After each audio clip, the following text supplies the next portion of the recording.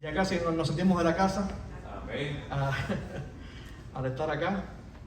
Y es un gozo tremendo compartir hoy en esta ocasión de la celebración de la Reforma Protestante tan significativa para nosotros los creyentes evangélicos. Déjenme decirle que, con justicia, realmente hay mucho que decir acerca de la Reforma Protestante.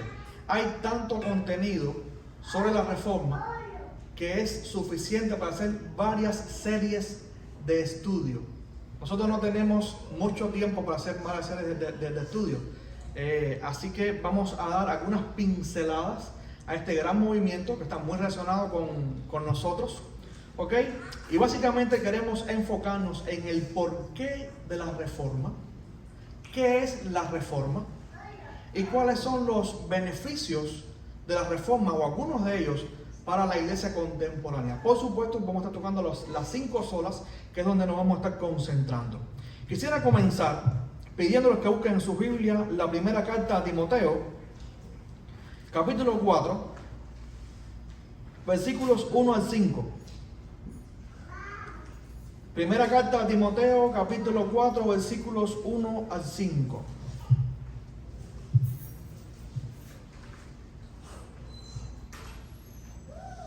¿Lo tenemos?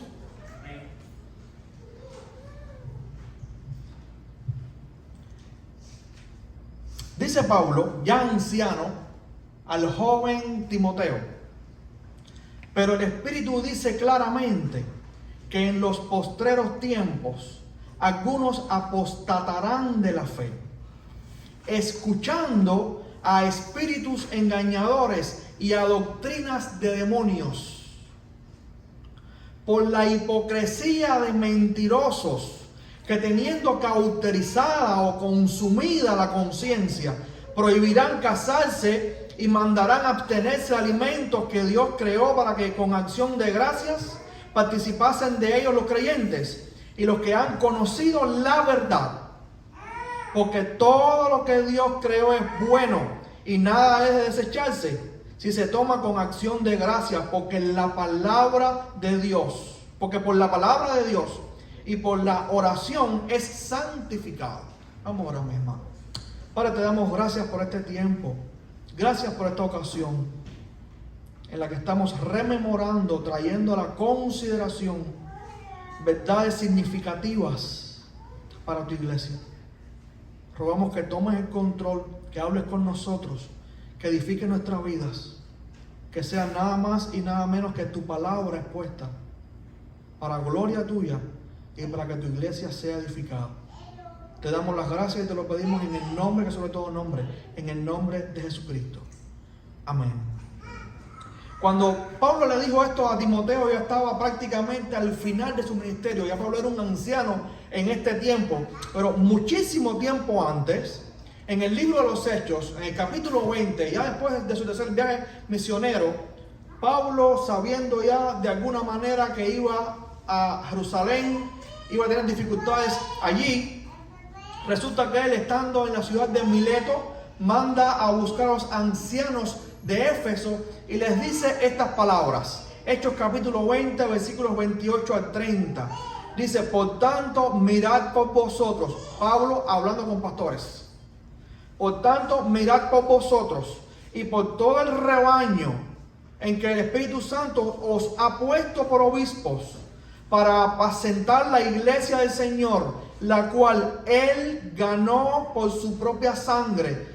Dice Pablo: porque yo sé que después de mi partida entrarán en medio de vosotros lobos rapaces.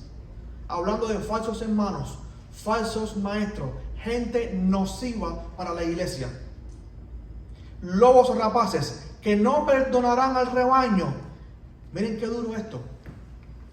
Y de vosotros mismos. Pablo estaba diciendo a los pastores con los que estaba hablando: yo sé que de entre ustedes mismos se levantarán hombres que hablen cosas perversas para arrastrar tras sí a los discípulos. Desgraciadamente esto no tardó mucho. Ya desde el primer siglo y ya sobre todo a inicios del segundo siglo después de Cristo, la iglesia empezó a enfrentar muchos desafíos, tanto de dentro como de fuera. Un historiador contemporáneo de la iglesia, por cierto cubano, llamado Justo González, quizás algunos lo han leído, de él o lo conocen, nos cuenta que en aquellos tiempos, cuando los cristianos eran perseguidos, hubo una época en la que ellos se escondían en las catacumbas. Si alguien no sabe lo que es catacumbas, eran como unos túneles debajo de algunas ciudades, que se dice que de allí se sacaba material para edificar las ciudades arriba, encima de aquel terreno. Y los cristianos se metían, se escondían dentro de las catacumbas. De hecho, ellos fueron ampliando, alargando, intercomunicando aquellos túneles, de manera que era difícil atraparlos ahí dentro. Vivían relativamente a salvo ahí dentro, pero tenían que salir eventualmente a buscar comida, a buscar víveres, a hacer, me ven la palabra gestiones, pero tenían que salir eventualmente de aquel lugar. Por supuesto, muchos morían. Había creyentes que salían y tomaban o recogían a veces los restos de cuerpos de hermanos que habían sido despedazados por fieras, o habían sido mutilados, o cuerpos de hermanos que habían sido asesinados fuera de las catacumbas. Los llevaban ahí dentro y allí en las catacumbas los sepultaban. Entonces, era el lugar no solamente donde vivían como creyentes, donde llevaban a cabo toda la vida de su vida, sino donde también sepultaban a sus hermanos que habían caído o que habían perecido, por su fe. Con el tiempo llegó a creerse, poquito a poco, ya que ellos se reunían alrededor de los sepulcros de los creyentes dentro de las catacumbas, que estos creyentes que habían muerto, como ya estaban con el Señor, estaban mucho más cerca del Señor que los que estaban en la tierra, y por tanto podrían interceder por los que estaban en la tierra. De manera que pasaron por alto que el único mediador entre Dios y los hombres es Jesucristo, más nadie fuera de Él. Y de pronto empezaron a creer que había un montón de intermediarios o de intercesores. De hecho, no solamente a María, como la madre de Jesús, delante del Señor. Y ahí vino la idea de la veneración y eventualmente la adoración también de los santos, San Fulano, San Mengano, San Ciclano, y eventualmente eso dio pie a imágenes dentro de la iglesia católica como tal. ¿Cómo llegaron a las imágenes, a estas estatuas, digamos, dentro? Eventualmente cuando la fe cristiana fue reconocida como religión oficial del imperio romano, y comenzaron a edificarse las basílicas, las catedrales, los templos y demás. Como había tanta gente que era analfabeta, no sabía leer, ¿qué hicieron para que los analfabetos pudieran conocer historias de la Biblia? Empezaron a representarlas en los vitrales.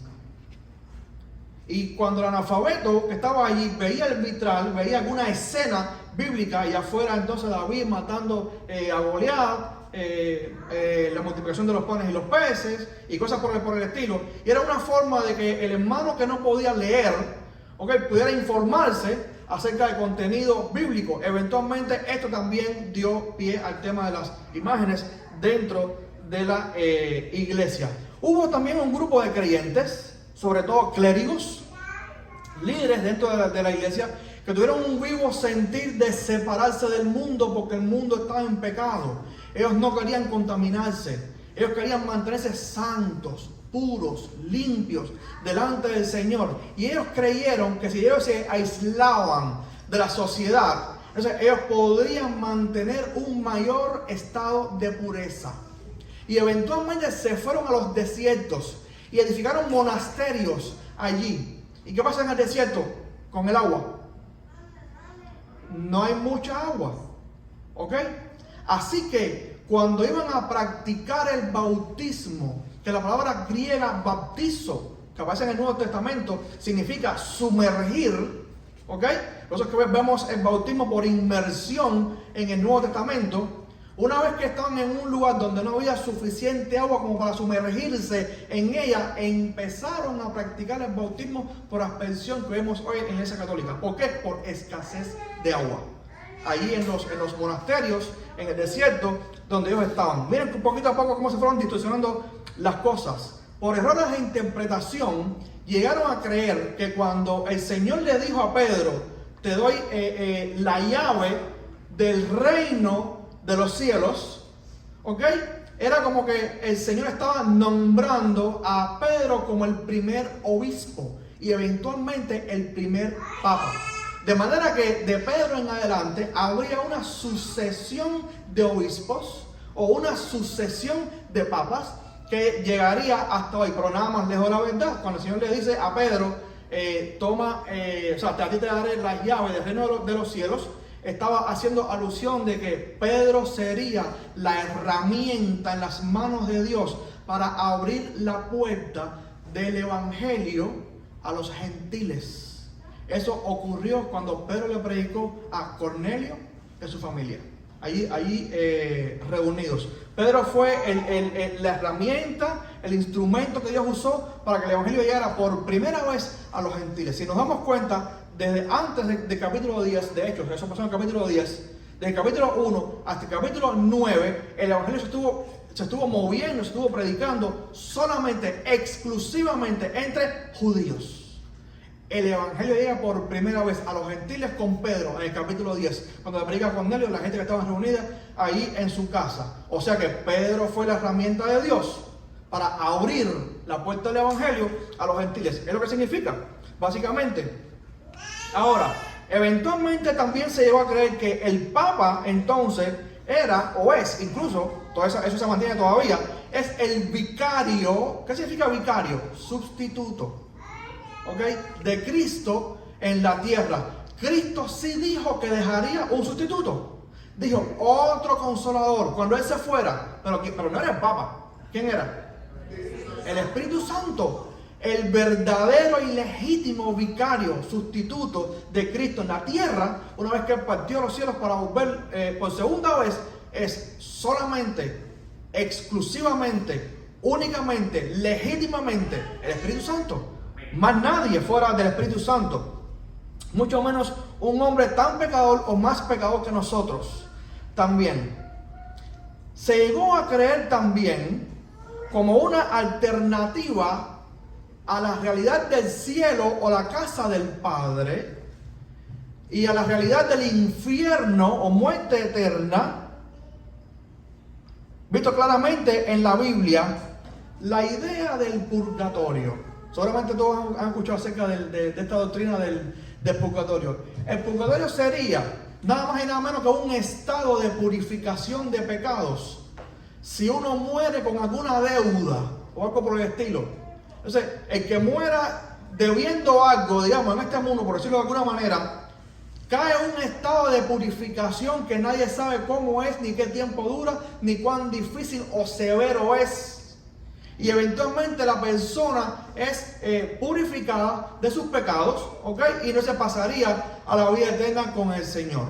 Eso daría algún chance de salvación después de la muerte, pero la Biblia jamás enseña eso.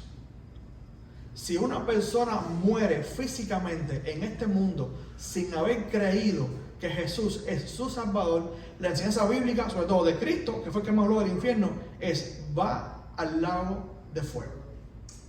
Va a una eternidad sin Cristo, propiamente. Y esto dio pie a una práctica con la que chocaron muy duro los reformadores, que fue la venta de indulgencias. También. ¿Qué planteaba la venta de indulgencias? Había alguna persona ya difunta en el purgatorio, que era familia de alguno de nosotros. Entonces, nosotros teníamos la prerrogativa de, pagando algún dinero a la iglesia, a los clérigos, acelerar el proceso de purgatorio de esa persona para que fuera rápido para el cielo con el Señor. Para que fuera a la vida eterna con el Señor. Nada más lejos de la verdad. ¿Qué pasaba? Que el Papa tenía algún proyecto y le hacía falta dinero. ¿Cómo recaudaba el Papa tanto dinero para su proyecto? De los fieles, de los fieles. Así que vamos a venderle a los fieles indulgencias, haciéndoles pensar que si ellos compran este papel, si no han visto la película de Martín Lutero, se las recomiendo. Muy buena, de índole netamente histórico. Y esto se ve ahí muy bien, está muy bien ilustrado en esta película. Chocaron muy duro los reformadores con eso porque estaban engañando miserablemente a gente ignorante. Que iba ahí a las misas, que iba ahí a sus programas y les engañaban y les hacían creer que si pagaban dinero, sus familiares difuntos en el purgatorio podían ir rápido al cielo. Y demás. Y nada más lejos de la verdad. Era mentira, los estaban engañando. Este tipo de prácticas y otras tantas perduraron en el haber de la iglesia por alrededor de 10 siglos. Redondeado, 1000 años en esto. Y algunas de ellas aún permanecen. Sin embargo, en medio de tanta impiedad, había un remanente de hombres profundamente inconformes. Eran fieles, y por ser fieles eran inconformes o estaban inconformes, precisamente porque tuvieron contacto con las Escrituras. Cuando tuvieron en las manos la Biblia y vieron lo que la Biblia decía y lo compararon con lo que estaba haciendo la iglesia o los clérigos de la iglesia, dijeron: esto no es así. Se dieron cuenta de que la Biblia iba en una dirección y los clérigos iban en otra. Y se dieron cuenta de que aquello que se llamaba iglesia no era un pueblo fiel a Dios. Esta gente no son fieles. Esta gente no viven de acuerdo a esta norma que tenemos acá, que son las Escrituras. 3 de los más reconocidos de estos hombres fueron Martín Lutero, que fue un monje alemán cuyas enseñanzas y escritos fueron fundamentales para la Reforma. De hecho, se toma como punto de inicio de la Reforma cuando él clava, aquí tenemos, esto lo ilustra muy bien, cuando él clava sus 95 tesis, impugnando las enseñanzas de la Iglesia Católica en la Catedral de Wittenberg, ahí en 1517, en el mismo siglo XVI. Otro fue Juan Calvino, que fue un reformador francés que desarrolló la teología reformada y estableció una comunidad protestante en Ginebra. De hecho, Calvino pasa a la historia como el padre de la teología sistemática. Y otro fue Ulrico Zwinglio, que también fue un reformador suizo que también contribuyó significativamente al movimiento. ¿Qué hicieron estos hombres? Básicamente, ¿qué fue lo que ellos hicieron? Iniciaron, en términos muy sencillos, mis hermanos, iniciaron un movimiento en el siglo XVI que ha sido conocido hasta el día de hoy como la Reforma Protestante, porque literalmente protestaron contra las aberraciones de la Iglesia Católica. De hecho, pasan a la historia como los reformadores. Son conocidos hasta hoy como los reformadores. Entonces, ¿qué es la Reforma Protestante? Si buscamos en internet, en algún libro, diccionario, libro de historia, libro de teología y demás, vamos a ver quizás definiciones más completas, más abarcativas. Hemos elaborado una sencilla, fácil de entender. La Reforma Protestante fue un movimiento liderado por hombres de convicciones bíblicas, porque fueron hombres que llegaron a la Biblia, leyeron la Biblia, escudriñaron la Biblia. Por eso fueron hombres de convicciones bíblicas que procuraron corregir las distorsiones de la Iglesia Católica, buscando volver a las enseñanzas y prácticas de la Iglesia neotestamentaria. En términos muy sencillos, la Reforma fue un movimiento que fue llevado a cabo, fue liderado por hombres de convicciones bíblicas que lo que hicieron fue buscar, corregir todas las distorsiones y las aberraciones de la Iglesia Católica y volver a las enseñanzas y prácticas de la Iglesia del Nuevo Testamento.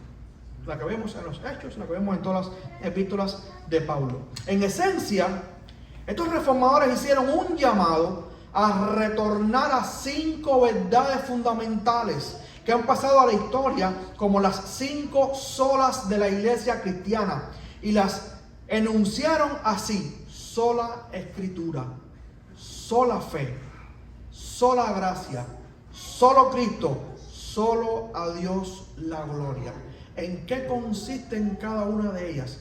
En términos sencillos y de manera breve, mis hermanos, porque no tenemos mucho tiempo. ¿Qué plantea el principio de sola escritura?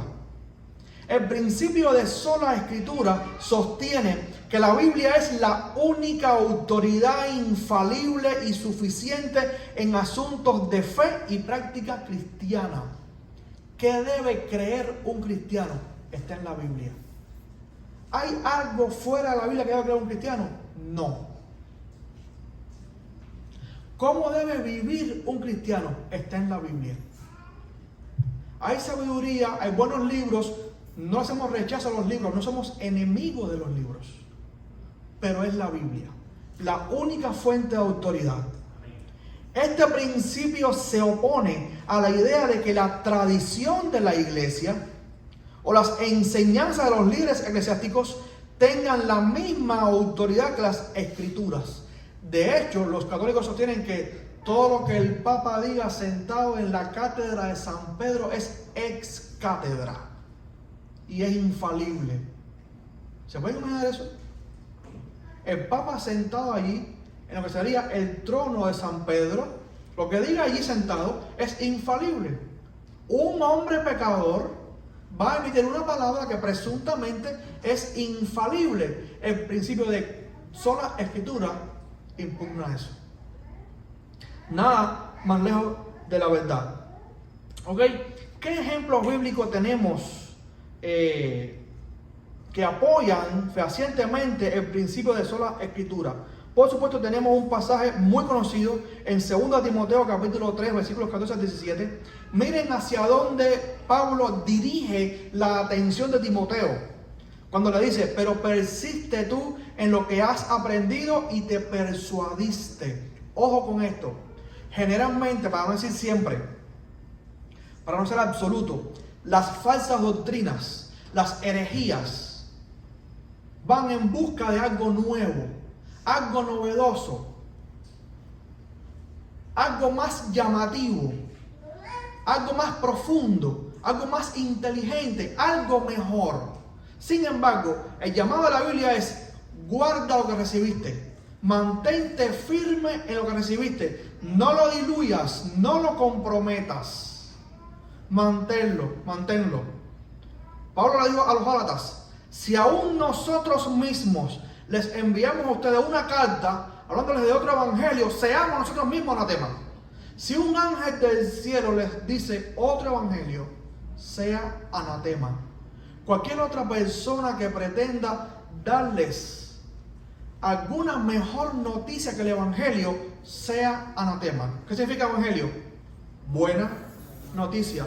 No hay mejores noticias para el hombre pecador en este mundo que el evangelio. Si alguien pretende dar mejores noticias que el evangelio, sea anatema. Sencillamente. Dice Pablo: pero persiste tú en lo que has aprendido y te persuadiste, quedaste convencido de eso, sabiendo de quién has aprendido y que desde la niñez has sabido ¿qué cosa? Las sagradas escrituras, las cuales te pueden hacer sabio para la salvación por la fe que es en Cristo Jesús. Solamente las escrituras nos hacen sabios para la salvación que es en Cristo. Y en esencia por la fe. Toda la escritura es inspirada por Dios, dice Pablo, y útil, provechosa, ventajosa para enseñar, para redarguir, para corregir, para instruir en justicia, a fin de que el hombre de Dios sea perfecto, completo, dice el término, enteramente preparado ¿para qué? Para toda buena obra. ¿Qué es lo que verdaderamente nos hace sabios y vivir de manera agradable delante de Dios? Dice Pablo: las escrituras. Ve las escrituras. Son las que te pueden hacer sabio para la vida eterna. En armonía con esto, dice Pedro en su segunda carta, capítulo 1, versículo 19, tenemos también la palabra profética, dice Pedro, más segura, a la cual hacéis bien en estar atentos. Cuando estamos atentos a algo, ¿qué significa? Estamos concentrados, tenemos la vista fija allí. Dice, a la cual hacéis bien en estar atentos como a una antorcha que alumbra en lugar oscuro. Imaginemos un lugar oscuro donde no hay luz y de pronto se prende una antorcha. ¿Dónde va la vista? A la antorcha. Dice Pedro, ustedes hacen bien en mantenerse enfocados en la palabra, en la palabra que es lo más seguro en medio de tanta oscuridad. En este mundo, donde quiera que volteemos nuestra mirada, lo que hay es oscuridad. Lo que hay es tiniebla. Lo que hay es falsedad. Lo que hay es mentira. ¿Dónde está la verdad? En la antorcha. En la palabra. Dice Pablo, Pedro, hacen bien en mantenerse atentos a ella. Y dirige la atención a ella. Cuando el Señor Jesús tuvo que abordar una situación en la que pretendieron darle peso a una tradición, estas fueron sus palabras, o este fue el suceso. Entonces se acercaron a Jesús ciertos escribas y fariseos de Jerusalén diciendo, ¿por qué tus discípulos quebrantan la tradición de los ancianos? Dice, porque no se lavan las manos cuando comen pan. ¿Qué pensaba el fariseo? Que si cogía un pan con las manos sucias, entonces ese pan que se comía sucio podía contaminar el cuerpo. Jesús dijo, no es lo que entra en el hombre lo que lo contamina, es lo que sale de él propiamente. Ahora más adelante dice, respondiendo él les dijo, ¿por qué también vosotros quebrantáis el mandamiento de Dios por vuestra tradición? Y les dijo, hipócritas, bien profetizó de vosotros Isaías cuando dijo, este pueblo de labios me honra, mas su corazón está lejos de mí, pues en vano me honran enseñando como doctrinas mandamientos de hombres. ¿A qué le dio crédito Jesús? A las Escrituras. A las Escrituras. ¿Por qué ustedes invalidan las Escrituras por vuestra tradición? En las Escrituras, no en la tradición. ¿Qué impacto ha tenido en la práctica cristiana y en la interpretación de la Biblia este principio? El principio de sola escritura afirma que la Biblia es la única fuente de autoridad para el cristiano y promueve la lectura y el estudio constante de las Escrituras. Escudriñenla, llenen sus corazones de ellas. Alguien me dijo con mucha razón en una ocasión, el alma humana es un recipiente vacío que debe ser llenado con la palabra de Dios. Llenen sus corazones, mis hermanos, de la palabra del Señor. Esto ha llevado a la traducción de la Biblia a múltiples idiomas y a su accesibilidad para todos los creyentes. De hecho, la Biblia hoy por hoy es el libro más accesible en el mundo entero. Hubo creyentes que dieron su vida por traducir las Escrituras al idioma vernáculo de la gente. Tomar la Biblia, el Antiguo Testamento en hebreo, y traducirlo a un idioma que podamos leerlo de manera fiel, es encomiable. Tomar el Nuevo Testamento en griego y traducirlo a un idioma que podamos leerlo fielmente, es encomiable. Además, sola escritura fomenta la interpretación personal y comunitaria de la Biblia. Personal, cuando la leemos en la casa. Comunitaria, lo que estamos haciendo aquí ahora mismo. Guiada por el Espíritu Santo, y rechaza cualquier enseñanza que no esté fundamentada en las Escrituras. Seguro que a todos nos ha pasado. No hay que ser un gran estudioso, ni saber idiomas bíblicos, ni haber leído mucha teología, para cuando estamos sentados y escuchamos algo que no viene de Dios, decir, eso no está en la Biblia. ¿Por qué? Porque estamos habitados por el Espíritu Santo. Y Él nos guía a toda la verdad de las Escrituras. Él es nuestro maestro. Es Él, básicamente. Hay decía mi pastor, como un bombillo rojo, una alarma que se prende. No, eso no es. No es eso. Eso no está en la Biblia. Sin embargo, reconocemos por el Espíritu Santo cuando hay una verdad bíblica expuesta. Eso sí es. Eso está en la Biblia. Este principio también ha influido en la forma en que las iglesias evangélicas estructuran su adoración y enseñanza, centrando sus sermones y estudios bíblicos en la exposición de la palabra de Dios. En los cultos que tenemos, cantamos, alabamos al Señor, oramos, compartimos, compartimos testimonios, a veces también tenemos refrigerio, en fin. Pero ¿dónde está el núcleo? ¿Dónde está el peso? ¿Dónde está a lo que le damos el centro de todo el servicio que hacemos? A la exposición de la palabra.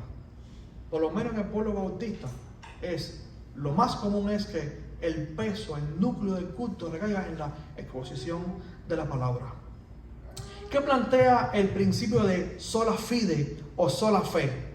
El principio de sola fide o sola fe sostiene que la justificación ante Dios se obtiene únicamente a través de la fe en Jesucristo, sin necesidad de obras adicionales.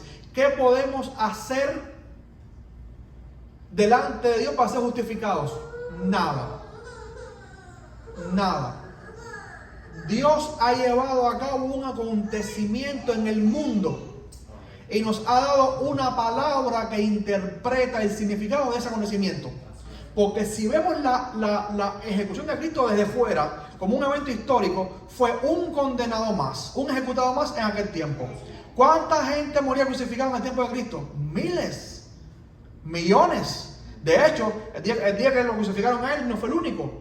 Hubo dos más al lado de él. Pero hay una palabra, que es el Evangelio, que nos dice el significado de aquella muerte. Dice, es sustitutivo. Fue por ti. ¿Y qué significa por ti? Fue por tu culpa. Y fue en tu lugar. ¿Qué se demanda de nosotros una vez que conocemos o escuchamos esa palabra? ¿La crees? Es por fe. Sencillamente por fe. No puedo hacer nada. La justificación es el acto de ser declarado justo ante Dios.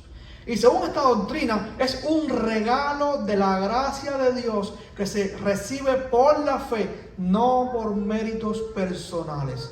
Dios ha querido darme un regalo y el brazo que yo puedo extender para tomarlo es la fe. No puedo hacer más nada para tomarlo. No puedo ganarlo. No puedo obtenerlo por otro medio. Hay un pasaje bíblico clásico. Miren, hay muchos pasajes, pero tenemos muy poco tiempo, mis hermanos. Así que vamos a pasajes claves, ¿ok? Hay un pasaje clásico que es Romanos 5:1. Justificados, pues, por la fe, dice el pasaje, tenemos paz para con Dios por medio de nuestro Señor Jesucristo. Ojo ahora con esto. Nos damos cuenta de que este pasaje, este texto específicamente, es una conclusión o inicia una conclusión a partir de lo que Pablo dijo en el capítulo 4. Si nos fijamos, la carta a los romanos, o la iglesia en Roma, a la que Pablo le escribe, era una iglesia mixta, compuesta por judíos y gentiles. Y nos daremos cuenta que durante toda la carta, hay ocasiones en las que Pablo está hablando con la parte judía de la iglesia y en otras con la parte gentil de la iglesia. A veces con las dos partes simultáneamente, porque se aplican las verdades que dice a ambas partes. En el capítulo 4, Pablo está hablando específicamente con la parte judía, ¿ok?, de la iglesia. Y lo que les hace ver es que Abraham, siendo el padre de la nación hebrea, fue salvo no por lo que hizo, sino por lo que creyó. Diciéndoles, Abraham creyó a Dios y le fue contado por justicia. Por tanto, a partir de ahí, todo el que crea como Abraham creyó o tenga la misma fe de Abraham es salvo, es justificado. Y concluye en el capítulo 5, versículo 1, justificados pues por la fe que tuvo Abraham también. Justificados pues por la fe tenemos paz para con Dios por medio de nuestro Señor Jesucristo. ¿Qué impacto ha tenido esta verdad en la práctica cristiana y en la vida de la iglesia evangélica? El principio de sola fide o sola fe afirma que la justificación se obtiene solo por la fe y enfatiza la importancia de una relación personal con Jesucristo y la confianza en su obra redentora. ¿Por qué razón? Lo vamos a ver un poquito más adelante. Porque Cristo es el único medio que Dios estableció para que nos reconciliemos con Él. Exactamente cómo hacemos: creyendo, confiando en lo que Él hizo por nosotros, o que lo que Él hizo por nosotros nos justifica realmente delante de Dios. Es por la fe. Básicamente por la fe. Esto ha llevado a un enfoque en la predicación y enseñanza centrada en la fe y la gracia de Dios, en lugar de en las obras humanas. Nunca se ocurriría a ningún ministro cristiano, a ningún pastor, a ningún maestro cristiano, a ningún predicador, enseñarle a la iglesia que tiene que hacer algo para ser salvo. Lo que les insta es: crean. Dios puso delante de ustedes la vida y la muerte, la bendición y la maldición. Crean para que obtengan la vida, crean para que obtengan la bendición. También ha influido en la adoración y la vida comunitaria, destacando la importancia de la fe activa que se manifiesta en el amor y el servicio a los demás. Una fe demostrada en ¿qué? Dice Santiago: la fe sin obras es muerta. ¿Cómo puedo mostrarte que de verdad creo? Haciendo. Y lo que hago, ¿qué cosa es? El fruto de lo que creo. Además, este principio ha sido crucial para la identidad de las iglesias evangélicas, diferenciándolas de otras tradiciones cristianas que combinan la fe con las obras para la justificación. Sola fide o sola fe subraya que las buenas obras son el fruto de una fe genuina y no un requisito para la salvación. Más claro, mis hermanos, ni el agua. ¿Hacemos algo para obtener la salvación? No. Hacemos algo porque ya somos salvos, porque ya creemos. De manera que lo que hacemos es el fruto de nuestra fe. ¿Qué plantea el principio de sola gratia o sola gracia? El principio de sola gratia o solo por gracia sostiene que la salvación es un acto exclusivo de la gracia de Dios. ¿Tenía Dios que salvarnos? No. ¿Quiénes pecaron? Nosotros. Dios nos hizo perfectos y decidimos voluntariamente desobedecer a Dios. ¿Estaba Dios obligado a salvarnos? No. ¿Nos podía haber condenado en el acto? Sí. ¿Lo hizo? No. ¿Qué lo motivó? El amor. Solamente el amor.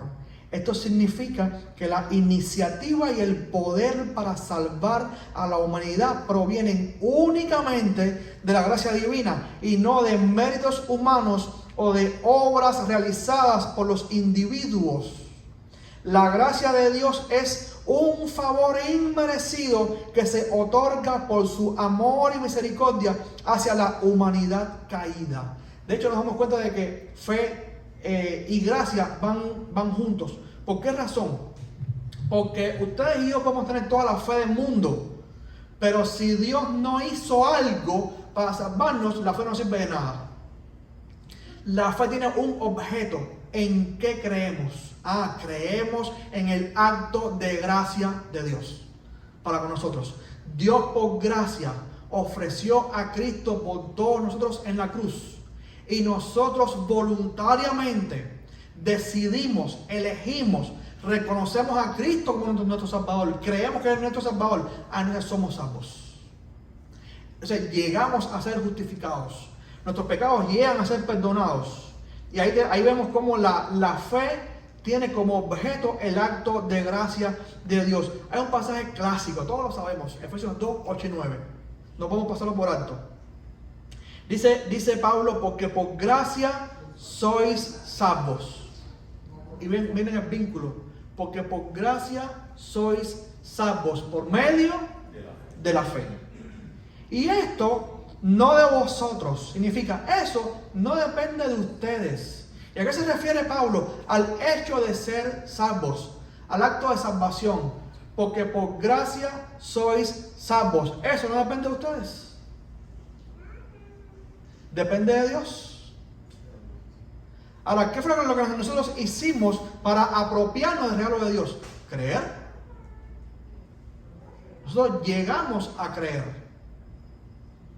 Y creímos el Evangelio.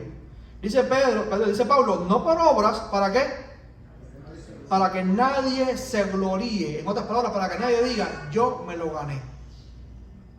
Yo lo luché y lo obtuve. Nadie puede decirle a Dios, Señor, yo me merezco la salvación. Señor, yo creo que yo puedo luchar por mi salvación. Yo creo que yo puedo ser salvo por mi propio esfuerzo. Si fuera así, dice Pablo, por demás murió Cristo. ¿Para qué Cristo murió en la cruz por nosotros? Si nosotros mismos podíamos obtener la salvación. Precisamente porque no podíamos salvarnos a nosotros mismos fue que Cristo tuvo que morir. No sé si les comenté, ya la muerte es una consecuencia del pecado. Es ineludible, eso no se puede esquivar. Un día nosotros no vamos a estar en este mundo, ¿por qué? Porque habremos muerto, ¿ok? Físicamente hablando. Y es una consecuencia del pecado. El punto de Dios es, si tú quieres llegar a tener vida eterna después de la muerte, a vivir conmigo, tú tienes que llegar a tu muerte sin pecado. Eso aquí lo estuvimos compartiendo ya. No recuerdo si en el primer encuentro que tuvimos, no. Ese es el punto de Dios. Tienes que morir, tienes que llegar al punto de tu muerte sin pecados. Y tú dices, yo no puedo. Si yo tengo muchos pecados, yo peco todos los días. Es imposible que yo pueda llegar al día de mi muerte sin haber cometido ni un solo pecado. Y el punto de Dios es, tiene que haber un hombre, alguien, que pueda llegar al día de su muerte sin pecados. Perfecto. Si existiera un hombre en todo el mundo que pudiera llegar al día de su muerte sin haber cometido ni un solo pecado, dice Dios, yo voy a recibir esa muerte como un sacrificio a favor de todos los seres humanos, a favor de todos los pecadores. ¿Saben qué? Dios tuvo que hacerse hombre, porque no había hombre en el mundo que no pecara. Dice, no hay hombre que peque y haga bien. Dice, por cuanto todos pecaron, están destituidos de la gloria de Dios. Así que Dios se hizo hombre, vistió carne, vimos su gloria. Dice el texto ahí en Juan. Y Dios mismo hecho hombre tuvo que sacrificarse por nosotros. Fue un acto de gracia. No había nada que lo obligara a hacerlo. ¿Qué impacto ha tenido esta práctica? O sea, esta verdad en la práctica cristiana y en la vida de la iglesia evangélica. El principio de sola gracia afirma que la salvación es solo por gracia. Y enfatiza la soberanía de Dios en el proceso de redención y la incapacidad del ser humano para salvarse a sí mismo sin la intervención divina. Si Dios no está presente, no es posible. Sencillamente. Esto ha llevado a una mayor dependencia de la gracia de Dios y a una actitud de humildad y gratitud entre los creyentes. ¿Qué le dijo el Señor a Pablo? Bástate mi gracia. En la práctica, sola gracia ha influido en la predicación y enseñanza de la iglesia, centrando el mensaje en la gracia de Dios y no en los méritos humanos. También ha fomentado una cultura de servicio y amor, donde las buenas obras son vistas como una respuesta agradecida a la gracia recibida y no como un medio para ganar la salvación. Dice Juan, nosotros le amamos a Él porque Él nos amó primero.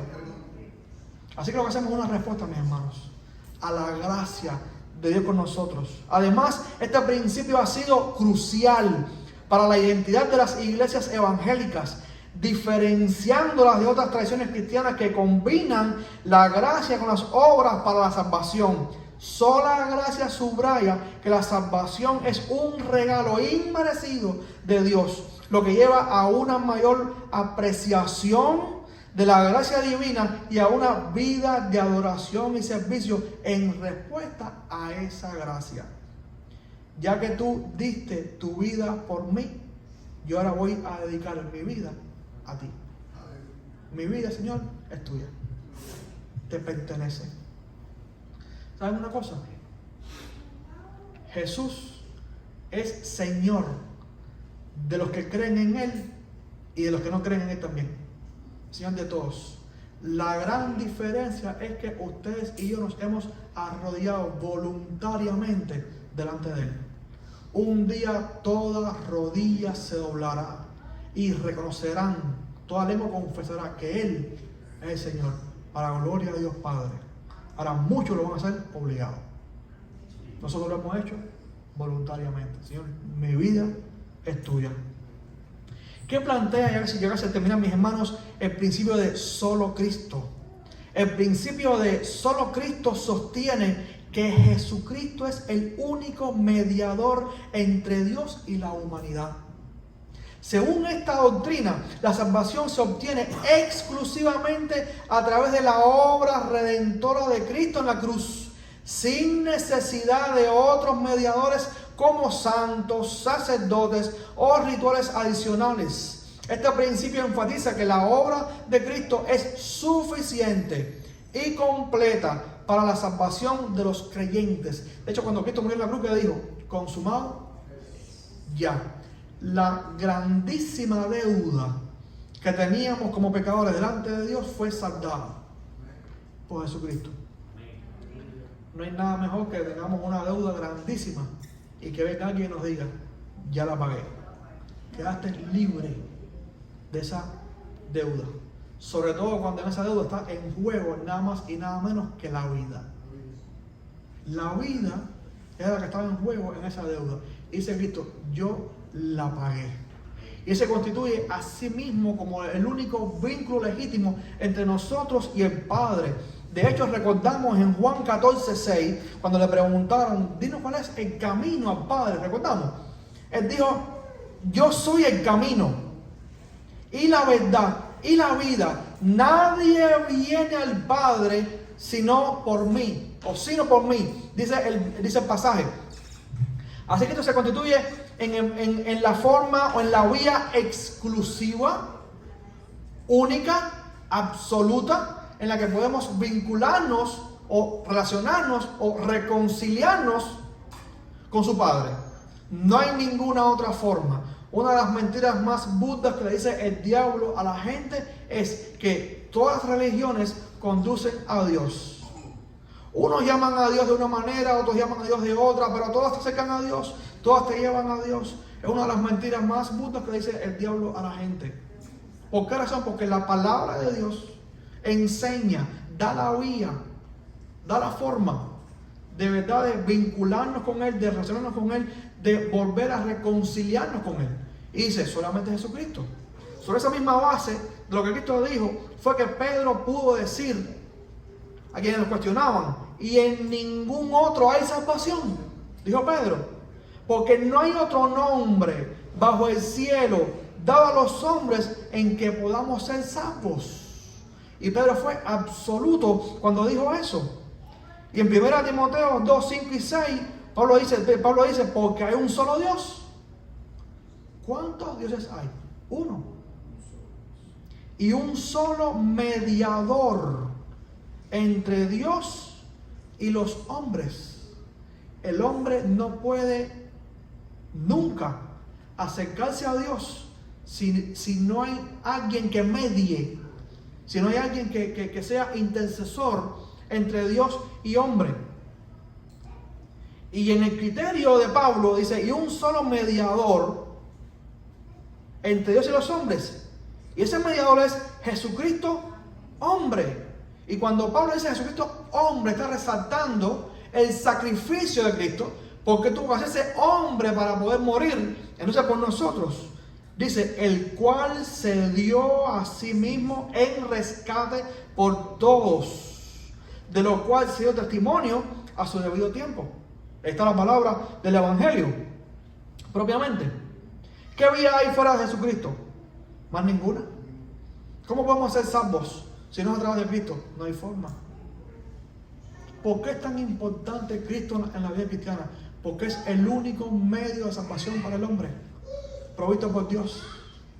Es la única forma legítima de poder tener relación con Dios. Si vamos a intentar llegar a Dios sin Cristo en el medio, no podemos. Hay una barrera de pecado que no nos deja. Tuvo Cristo que venir sin pecado, sin mancha, santo. Dice, el justo por los injustos. Para acercarnos a Él, para llevarnos a Él, para quitar el velo ese que hacía separación entre el lugar santo y el lugar santísimo, para abrirnos el paso a la misma presencia de Dios. Si Cristo no lo hace, porque dice, entró al cielo mismo como precursor nuestro. Dice la carta a los Hebreos. Si Él no hace eso previamente, sería imposible vincularnos nuevamente con Dios. ¿Qué pasó en esencia? Cuando comenzó nuestra vida cristiana, se restauró una relación rota en el Edén. Ese es el kit del asunto. Dios creó al hombre para que viviera con Él. Dios diseñó al hombre para que viviera con Él. Mientras el hombre vive con Dios, tiene vida. Dios diseñó a los peces para que vivan en el agua. Saca al pez del agua, ¿qué le pasa? Se muere. Dios diseñó a los árboles para que vivan plantados en la tierra. Ahora hay tecnología y eso, pero normalmente tú sacas al árbol de la tierra y ¿qué pasa? Porque fue diseñado así. Dios diseñó al hombre para que viva con Él. Y el hombre con Dios tiene vida. Separa al hombre de Dios, ¿qué le pasa? Se muere. Se muere, literalmente. Y el pecado dio al traste con la relación entre Dios y el hombre. Dios a través de Cristo, únicamente a través de Cristo, quitó el pecado de nosotros para acercarnos nuevamente a Él. Un acto de gracia, de pura gracia. ¿Qué impacto tiene esta verdad en la práctica cristiana y en la vida de la iglesia evangélica? El principio de solo Cristo afirma que Cristo es el único mediador y elimina la necesidad de otros intermediarios, lo que implica, o lo que simplifica, y centra la fe en la persona y obra de Jesús. Esto ha llevado a una mayor dependencia y confianza en Cristo para la salvación y la vida espiritual. Solamente Cristo. En la práctica, solo Cristo ha influido en la predicación y enseñanza de la iglesia, enfocándose en la centralidad de Dios, de Cristo, y en todas las áreas de la vida cristiana. Se dice que cada mensaje que prediquemos, los predicadores, los pastores, cada enseñanza bíblica que demos debe tener algún tipo de contacto con el Evangelio.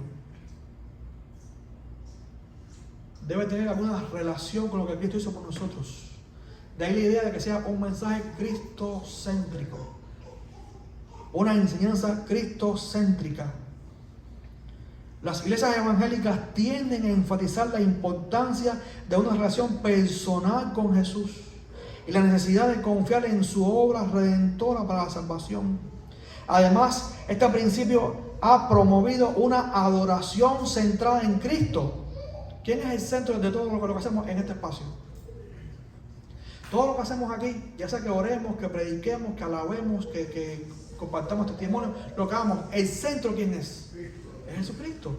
Todos aquí estamos reunidos en torno a Jesucristo, la persona más importante entre nosotros, porque está aquí mis hermanos, y no es misticismo. Sabemos que la Biblia nos enseña, estamos donde están 2 o 3 reunidos en su nombre, y en nombre de quién estamos nosotros reunidos aquí, en su nombre. La persona más importante aquí en medio nuestro es Él, nadie más que Él. Dice, donde las canciones, oraciones y sermones destacan su papel como Salvador y Señor, también ha llevado a una mejor evangelización, ya que los creyentes son motivados a compartir el mensaje de que solo en Cristo hay salvación. Nunca le diremos a otra persona otra cosa que no sea esta gran verdad. Último principio, Soli Deo Gloria. El principio de Soli Deo Gloria, o solo a Dios sea la gloria, sostiene que toda la gloria y el honor deben ser dados únicamente a Dios. Este principio enfatiza que la salvación y todas las buenas obras son el resultado de la gracia de Dios y no de los méritos humanos. Todo lo que hacemos, desde nuestras acciones cotidianas hasta nuestra adoración, debe ser para glorificar a Dios. ¿Qué significa glorificar a Dios? Exaltarle a Él, hacerle sobre todo visible a Él. Que en todo lo que hagamos la vista sea dirigida a Él. En medio nuestro podemos tener hermanos muy talentosos en la música, en la enseñanza, en la predicación, muy dotados por el Señor, ¿ok? Pero siempre todo lo que hagamos debe guiar la vista de la congregación. ¿A quién? A Cristo. Solamente a Él, solamente a Él es toda la gloria, mis hermanos. Somos herramientas en sus manos, somos siervos en sus manos, y si queremos aplicarnos siervos inútiles somos, porque lo que debíamos hacer, hicimos. En Romanos 11:36 dice Pablo, porque de Él, hablando de Dios, y por Él, y para Él son todas las cosas. A Él sea la gloria por los siglos. Amén.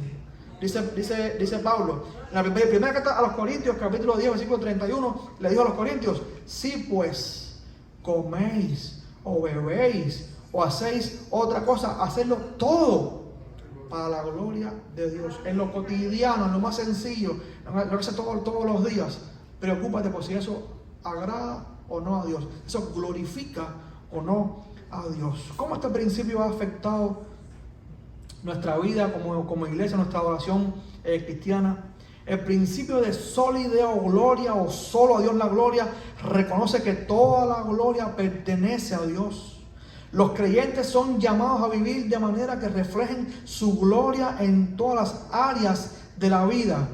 Esto incluye, por ejemplo, la adoración. La adoración se centra en Dios y no en el ser humano. Las canciones, oraciones y sermones están diseñados para exaltar a Dios y reconocer su grandeza y majestad. La vida cotidiana. Los cristianos son llamados a hacer todo, incluso las tareas más mundanas o comunes o cotidianas. La idea de mundana no es un término negativo, sino hablando en términos de algo cotidiano, ¿ok? Para la gloria de Dios.